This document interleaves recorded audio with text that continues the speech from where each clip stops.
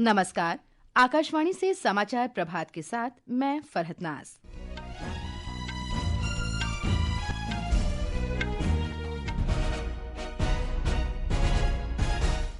केंद्रीय मंत्रिमंडल ने चालू वित्त वर्ष में प्रधानमंत्री उज्ज्वला योजना के अंतर्गत रसोई गैस सिलेंडर पर सब्सिडी जारी रखने की मंजूरी दी।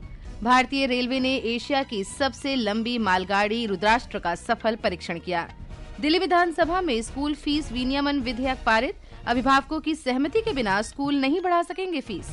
भाई बहन के स्नेह का पर्व रक्षा बंधन देश भर में हर्षोल्लास के साथ मनाया जा रहा है।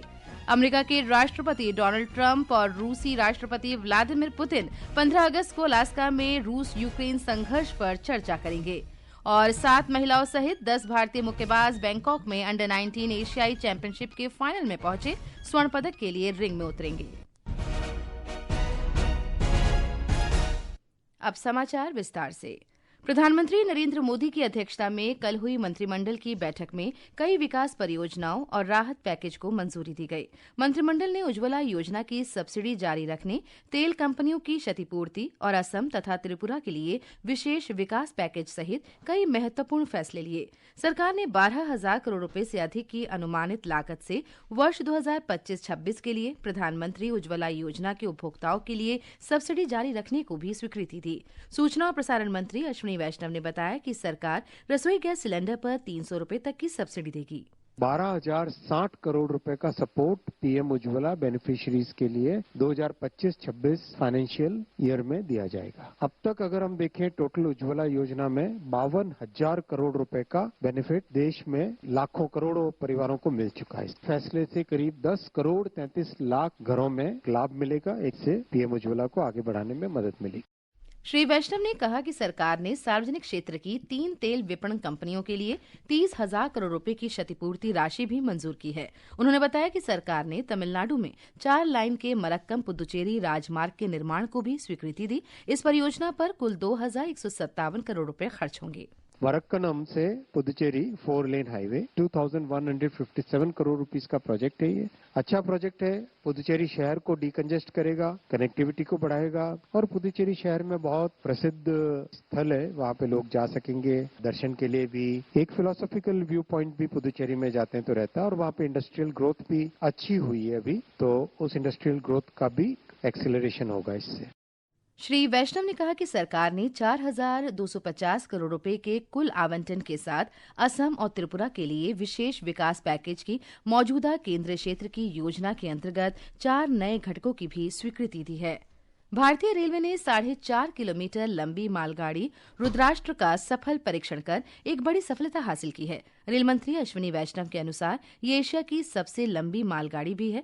परीक्षण के दौरान इस मालगाड़ी ने उत्तर प्रदेश में चंदौली के गंजख्वाजा रेलवे स्टेशन से झारखंड के गढ़वा के बीच की 209 किलोमीटर की दूरी 5 घंटे 10 मिनट में तय की। एक रिपोर्ट।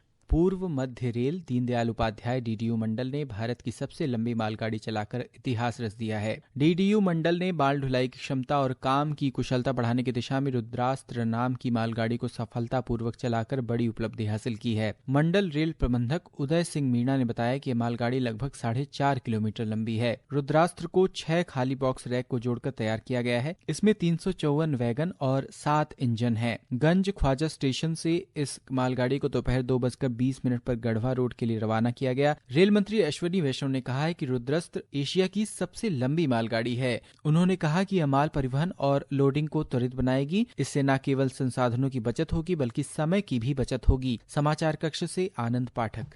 दिल्ली विधानसभा ने स्कूल फीस विनियमन विधेयक पारित कर दिया है। इसका उद्देश्य दिल्ली के गैर सरकारी स्कूलों में मनमाने तरीके से फीस वृद्धि पर रोक लगाना है। इस विधेयक के पारित होने से मनमानी फीस वृद्धि से परेशान अभिभावकों को राहत मिलेगी। प्राइवेट स्कूलों को अब फीस बढ़ोतरी से पहले बच्चों के माता पिता की सहमति लेनी होगी। दिल्ली के शिक्षा मंत्री आशीष सूद ने बताया कि अगर एक भी अभिभावक फीस वृद्धि के प्रस्ताव से असहमत है तो इसे मंजूरी नहीं दी जाएगी। उन्होंने कहा कि अभिभावकों के पास वीटो शक्ति होगी और प्रबंधन उन पर अपना एक तरफा निर्णय नहीं थोप सकता। इस विधेयक के अनुसार मनमाने ढंग से फीस बढ़ाने वाले स्कूलों पर जुर्माना लगाया जा सकता है और उनसे भविष्य में फीस बढ़ाने का प्रस्ताव देने का अधिकार भी छीना जा सकता है। पहली बार उल्लंघन करने पर स्कूलों पर 1 लाख रुपए से 5 लाख रुपए के बीच जुर्माना लगाया जाएगा। बार बार उल्लंघन करने पर जुर्माना 10 लाख रुपए तक हो सकता है। इसके अलावा निर्धारित अवधि के भीतर अतिरिक्त फीस वापस न करने पर 20 दिनों के बाद जुर्माना 2 गुना, 40 दिनों के बाद 3 गुना और प्रत्येक 20 दिन की देरी पर और बढ़ता जाएगा। विधेयक में शुल्क नियमन प्रक्रिया की निगरानी के लिए 3 समितियों के गठन का भी प्रावधान है। आकाशवाणी समाचार, हिमांशु कांडपाल। ये समाचार आकाशवाणी से प्रसारित किए जा रहे हैं। ताज़ा समाचार जानने के लिए आप हमारे social media handle X @AIR News Hindi को फॉलो कर सकते हैं। उत्तराखंड के उत्तरकाशी जिले में आपदाग्रस्त धराली हर्षिल इलाके में राहत और बचाव कार्य जोरों पर है। केंद्र और राज्य सरकार की एजेंसियां लापता लोगों की तलाश करने और बुनियादी सुविधाएं बहाल करने के काम में जुटी हैं।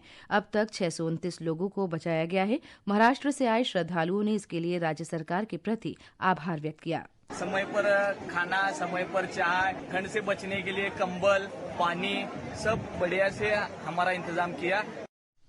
राज्य पुलिस महानिदेशक दीपम सेठ ने कल राहत और बचाव कार्यों की समीक्षा की। उन्होंने बताया कि लापता लोगों की तलाश को प्राथमिकता दी जा रही है। सर्च एंड रेस्क्यू ऑपरेशन सारे कोऑर्डिनेट हो रहे हैं, जिसका स्थलीय निरीक्षण किया गया था और साथ में डीजी एनडीआरएफ और डीजी आईटीबीपी के साथ भी इंटरेक्शन हुआ और जितनी भी हमारी फोर्सेस ग्राउंड पे लगातार पिछले 3 दिनों से लगी हुई हैं सर्च एंड रेस्क्यू ऑपरेशंस में, उनके कार्य की भी समीक्षा की और जो आगे की रणनीति है, अगले नेक्स्ट फेज जो हमारे ऑपरेशंस के हैं, उनके बारे में भी डिटेल में एक योजना बनाई गई है। श्री दीपम सेठ ने उन लोगों के खिलाफ सख्त कार्रवाई करने के भी निर्देश दिए जो धराली आपदा के बारे में सोशल मीडिया पर भ्रामक सूचना प्रसारित कर रहे हैं। सरकार ने कहा है कि देश में टमाटर की खुदरा कीमतें स्थानीय कारणों से बढ़ रही हैं। उन्होंने स्पष्ट किया कि टमाटर को लेकर न तो मांग आपूर्ति में कोई असंतुलन है और न ही इसके उत्पादन में कमी आई है। उपभोक्ता मामले, खाद्य और सार्वजनिक वितरण मंत्रालय ने कहा कि जुलाई के अंतिम सप्ताह से देश के उत्तर पश्चिमी और उत्तरी क्षेत्रों में तेज बारिश के कारण टमाटर की कीमतें 85 रुपये किलो तक पहुंच गई थी। लेकिन दिल्ली की आजादपुर मंडी में टमाटर की लगातार उपलब्धता के कारण अब इसकी खुदरा कीमतों में कमी आ रही है। मंत्रालय ने कहा कि चेन्नई और मुंबई जैसे बड़े शहरों में टमाटर की कीमतों में इतनी वृद्धि नहीं हो रही है। ऑनलाइन खरीदारी के लिए सरकारी website government marketplace GeM से वित्त वर्ष 2024-25 में 5,40,000 करोड़ रुपए की खरीदारी की गई। कल जेम के 9वें स्थापना दिवस पर मुख्य कार्यकारी अधिकारी मिहिर कुमार ने कहा कि इस डिजिटल प्लेटफॉर्म से सरकारी खरीद सुलभ, समावेशी और प्रभावशाली हुई है। श्री कुमार ने सार्वजनिक खरीद को अधिक न्यायसंगत और सुलभ बनाने की प्रतिबद्धता की व्यक्त की। 9 सालों में जेम ने जो माननीय प्रधानमंत्री जी की सोच थी कि ज्यादा से ज्यादा छोटे व्यापारी, लघु उद्योग के लोगों को ये फैसिलिटेट करेगा, उनको एक्सेस देगा, उनसे खरीदारी करवा पाएगा, तो बहुत फक्र होता है। हमारी जो पूरी ग्रॉस मर्चेंटाइज वैल्यू है जो 14 लाख करोड़ से ऊपर हो गई है, उसमें जो माइक्रो एंड स्मॉल एंटरप्राइजेस हैं उनको 37% का करीब का व्यापार रहा है। आकाशवाणी के मन की बात कार्यक्रम से अब तक 34 करोड़ रुपए से अधिक का राजस्व प्राप्त हुआ है। सूचना और प्रसारण राज्य मंत्री डॉक्टर एल मुरुगन ने कल राज्यसभा में इसकी जानकारी दी। इस मासिक रेडियो कार्यक्रम के माध्यम से प्रधानमंत्री शिक्षा, स्वास्थ्य, पर्यावरण, नवाचार और समाज सेवा कार्य में लगे भारतीय नागरिकों की प्रेरणादायी कहानियों को साझा करते हैं। मेरे प्यारे देशवासियों, मैं आज रेडियो के माध्यम से आपसे कुछ मन की बातें बताना चाहता हूं और मेरे मन में तो ऐसा है कि सिर्फ आज नहीं, ये बातचीत का अपना क्रम आगे भी चलता रहे। मैं कोशिश करूंगा हो सके तो महीने में 2 बार या तो महीने में 1 बार समय निकाल करके आपसे बातें करूं। देश भर में बड़ी संख्या में लोग मन की बात कार्यक्रम सुनते हैं। यूट्यूब और OTT सहित डिजिटल प्लेटफॉर्म पर भी मन की बात सुनने वालों की संख्या में काफी वृद्धि देखी गई है। महाराष्ट्र ने स्वतंत्रता दिवस से पहले देशभक्ति और स्वच्छता को जोड़ते हुए हर घर तिरंगा, हर घर स्वच्छता अभियान शुरू किया है।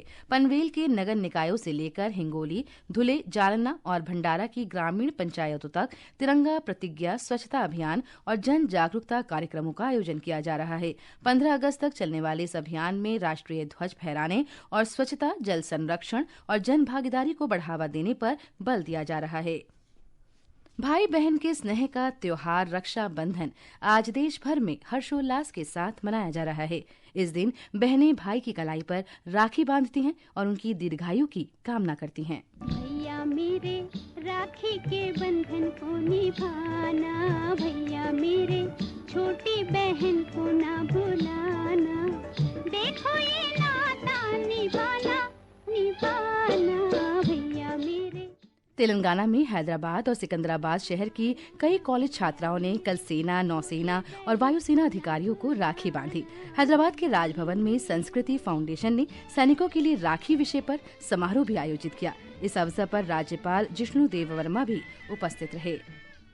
राष्ट्रपति द्रौपदी मुर्मू और प्रधानमंत्री नरेंद्र मोदी ने भी रक्षाबंधन के अवसर पर देशवासियों को शुभकामनाएं दी हैं। राष्ट्रपति ने अपने संदेश में कहा है कि ये पर्व महिलाओं के अधिकारों की रक्षा और उनके सम्मान के प्रति सभी के दृढ़ संकल्प को मजबूत करता है। अमेरिका के राष्ट्रपति डोनाल्ड ट्रंप और रूस के राष्ट्रपति व्लादिमीर पुतिन 15 अगस्त को अलास्का में मुलाकात करेंगे। श्री ट्रंप ने अपने social media platform truth social पर बताया कि वे श्री पुतिन के साथ यूक्रेन युद्ध समाप्त करने के प्रयासों पर चर्चा करेंगे। ट्रंप की ये घोषणा व्हाइट हाउस में आर्मेनिया और अजरबैजान के बीच शांति समझौते की घोषणा के कुछ ही घंटे बाद आई है, जिसके विषय में श्री ट्रंप ने कहा कि वे वैश्विक संघर्षों के शीघ्र समाधान के पक्ष में रहे हैं। अमेरिका के उपराष्ट्रपति जेडी वेंस ने स्पष्ट किया है कि अमेरिका की फलस्तीन को मान्यता देने की फिलहाल कोई योजना नहीं है। ये फलस्तीन के संबंध में अमेरिका के मित्र देश ब्रिटेन के नजरिए से बिल्कुल उलट है। कल इंग्लैंड में केंट में ब्रिटेन के विदेश सचिव डेविड लैमी के साथ गाजा संकट पर चर्चा के दौरान श्री वेंस ने कहा कि फलस्तीन में व्यवहारिक रूप से कोई सरकार नहीं है, इसीलिए उसे मान्यता दिया जाना व्यवहारिक नहीं है। उन्होंने ये भी कहा कि अमेरिका हमास का सफाया चाहता है ताकि इजराइल पर फिर कोई हमला न हो। अजरबैजान के राष्ट्रपति इल्हाम अलियेव और आर्मेनिया के प्रधानमंत्री निकोल पंशियान ने दशकों पुराना संघर्ष समाप्त करने के समझौते पर हस्ताक्षर किए हैं। हस्ताक्षर व्हाइट हाउस में अमेरिका के राष्ट्रपति डोनाल्ड ट्रंप की मौजूदगी में किए गए। श्री ट्रंप ने कहा कि इस समझौते से दोनों देशों के बीच कुछ महत्वपूर्ण परिवहन मार्ग दोबारा खुलेंगे।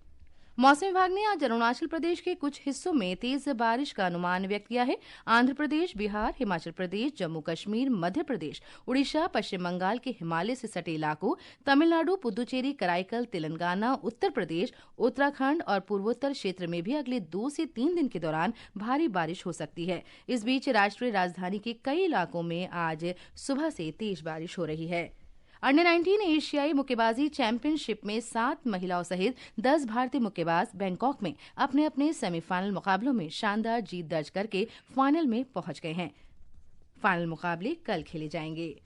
ये समाचार हमारी वेबसाइट www.newsonair.gov.in और हमारी news on AIR mobile app पर भी उपलब्ध हैं।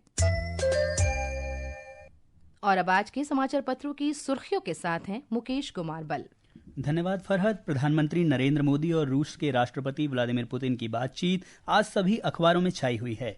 जनसत्ता लिखता है, ट्रंप की दबाव रणनीति के बीच प्रधानमंत्री मोदी ने पुतिन से बात की। भारत रूस के बीच द्विपक्षीय संबंध मजबूत करने पर जोर। अमर उजाला की सुर्खी है, पुरानी दोस्ती को मजबूत करेंगे भारत और रूस। चालू वित्त वर्ष में और अधिक निर्यात करेंगे। वाणिज्य मंत्री पीयूष गोयल ने अमेरिकी रवैये पर कहा, ये देश झुकने वाला नहीं है, ये हमारा समय। दैनिक जागरण की सुर्खी है, बीमा रहित वाहन पर भारी जुर्माना लगेगा। केंद्र सरकार मोटर वाहन नियमों में करने जा रही है बड़ा बदलाव, जल्द हो सकते हैं लागू। हिंदुस्तान में है। राजस्थान पत्रिका ने आज रक्षाबंधन के अवसर पर सकारात्मक खबर प्रकाशित करते हुए लिखा है, पहले प्रकृति वंदन फिर रक्षाबंधन, संकल्प ने सींच दी धरा, 8 साल में 28,000 पेड़ लगाए। अब युवा ही नहीं 35 से अधिक उम्र की महिलाओं में भी बढ़ा गेमिंग का क्रेज, 73% छुपाती हैं पहचान। दैनिक भास्कर की सुर्खी है। धन्यवाद मुकेश। और अंत में मुख्य समाचार एक बार फिर। केंद्रीय मंत्रिमंडल ने चालू वित्त वर्ष में प्रधानमंत्री उज्ज्वला योजना के अंतर्गत रसोई गैस सिलेंडर पर सब्सिडी जारी रखने की मंजूरी दी।